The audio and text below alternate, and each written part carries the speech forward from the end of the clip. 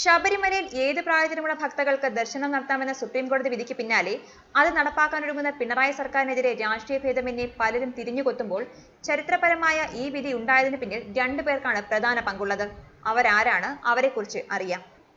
ശബരിമലയിൽ യുവതികൾ കയറുന്നതായും അവിടെ പ്രാർത്ഥന നടത്തുന്നതുമായുള്ള പരാതിയാണ് ചങ്ങനാശ്ശേരിക്കാരനായ മഹേന്ദ്രൻ ഹൈക്കോടതി ജഡ്ജിക്ക് അയച്ച കത്തിൽ ഉന്നയിച്ചത്. വിഐപികളുടെ ഭാര്യമാർക്ക് പ്രത്യേക പരിഗണന നൽകിയിട്ടുണ്ടെന്നും മുൻ ദേവസ്വം കമ്മീഷണർ ചന്ദ്രികയുടെ പേരക്കുട്ടിക്ക് അവിടെ ചോറൂണ് നൽകിയിട്ടുണ്ടെന്നും ഉദാഹരണമായി അദ്ദേഹം എടുത്തു പറയുകയും ചെയ്തു. ഇത് സാക്ഷ്യപ്പെടുത്തുന്നതിനായി ചന്ദ്രികയും അവരുടെ മകളും സ്ത്രീകൾ ഉൾപ്പെടെയുള്ള ബന്ധുജനങ്ങളും ചടങ്ങിൽ പങ്കെടുക്കുന്ന ഫോട്ടോ 19/8/1990 ജന്മഭൂമി പത്രത്തിൽ വന്നത് അദ്ദേഹം സമർപ്പിക്കുകയും ചെയ്തു.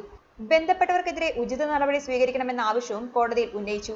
തുടർന്ന് കോടതി ബന്ധപ്പെട്ടയാളുകൾക്ക് നോട്ടീസ് അയക്കുകയും കേസ് ആരംഭിക്കുകയും ചെയ്തു. മഹേന്ദ്രന്റെ പരാതിക്ക് ആധാരമായ ഒരു കാര്യം ദേവസ്വം കമ്മീഷണറായ ചന്ദ്രിക തന്റെ പേരക്കുട്ടിയുടെ ചോറൂണ് ശബരിമലയിൽ നടത്തിയെന്നത് കൂടിയായിരുന്നു. ദേവസ്വം കമ്മീഷണറായിരുന്ന ചന്ദ്രികയാകട്ടെ മലയാള മാസം 1166 ചിങ്ങം 1-ാം തീയതി ക്ഷേത്രത്തിൽ സന്ദർശിച്ചിട്ടുണ്ട് എന്ന കാര്യം കോടതിയിൽ പറഞ്ഞു.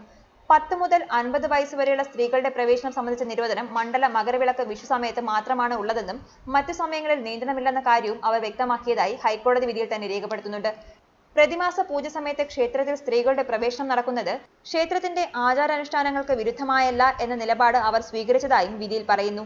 അന്നത്തെ ചീഫ് സെക്രട്ടറി നൽകിയ എതിർ സത്യവാങ്മൂലത്തിൽ തിരുക്കൊച്ചി ക്ഷേത്രപ്രവേശന നിയമത്തിലെ 3-ാം വകുപ്പ് പ്രകാരം എല്ലാ ഹിന്ദുവിനും ക്ഷേത്രത്തിൽ പ്രവേശിക്കാനും ആരാധന നടത്താനും അവകാശമുണ്ടെന്നും വ്യക്തമാക്കി. ശബരിമല ക്ഷേത്രത്തിൽ 10 മുതൽ 50 വരെ പ്രായമുള്ള വനിതകളുടെ പ്രവേശനം മണ്ഡലം മകരവിളക്ക് വിഷു സമയത്ത് നിരോധിച്ചുകൊണ്ട് എല്ലാ വർഷവും ബോർഡ് വിജ്ഞാപനം പുറപ്പെടുവിക്കാറുണ്ടെന്നും പ്രതിപാദിച്ചിട്ടുണ്ട്. പരാതിക്കാരൻ നൽകിയ ഹർജി ഇന്ത്യൻ ഭരണഘടനയുടെ ആർട്ടിക്കിൾ 226 പ്രകാരം നിലനിൽക്കുന്നതല്ലെന്നും പരാതി തള്ളിക്കളയണമെന്നും ചീഫ് സെക്രട്ടറി പറയുകയും ചെയ്തു. ന്യൂസ് ഡെസ്ക് മലയാളി വാർത്ത.